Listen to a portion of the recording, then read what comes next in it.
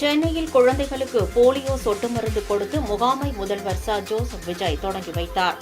Polio சொட்டு மருந்து என்பது 5 வயதிற்குட்பட்ட குழந்தைகளுக்கு போலியோ நோயிலிருந்து பாதுகாப்பு அளிக்க கொடுக்கப்படும் மிக முக்கியமான தடுப்பு மருந்தாகும்.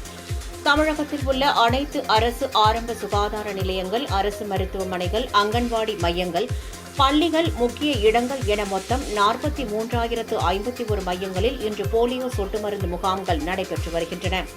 மொத்தம் 52,91,000 குழந்தைகளுக்கு போலியோ சொட்டு மருந்து வழங்க ஏற்பாடு செய்யப்பட்டுள்ளது. சென்னை பாலவாக்கத்தில் உள்ள ஆதிதிராவிடர் நலப்பள்ளியில் முதல்வர் ச. ஜோசப் விஜய் போலியோ சொட்டு மருந்தை குழந்தைகளுக்கு வழங்கி முகாமை தொடங்கி வைத்தார். அப்போது அவர் குழந்தைகளுக்கு பொம்மைகளை பரிசாக வழங்கினார். மாலை 5 மணி வரை முகாம்களில் போலியோ சொட்டு மருந்து வழங்கப்படுகிறது.